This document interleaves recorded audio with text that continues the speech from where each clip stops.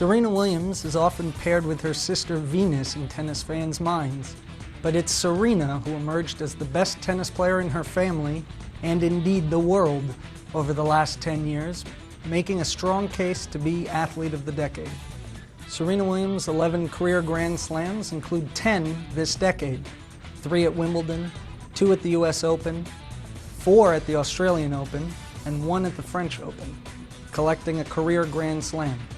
She also is the only woman this decade to have won 4 major titles in a row. She did it from 2002 through 2003, beating her sister in each of those Grand Slam finals for something she called a Serena Slam. Serena Williams has brought a lot of extra attention to tennis, mostly for good things, occasionally for bad. She's caught flack for being less than gracious after defeat repeatedly.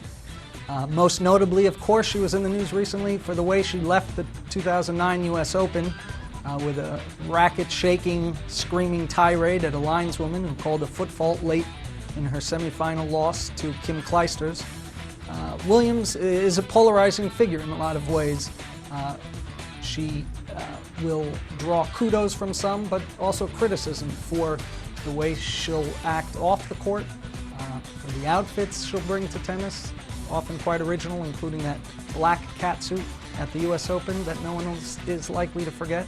But it is thanks to that sort of attention, in a way, that women's tennis has grown in popularity over the last decade.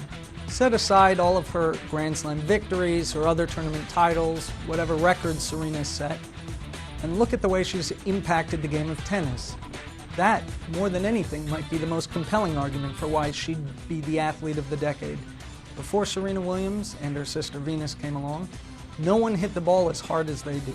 No one served consistently as fast as they do. And very rare was the female tennis player who could cover the court quite as well as they do. Serena Williams has changed the way other players have to prepare for their matches, the physical training that goes into it.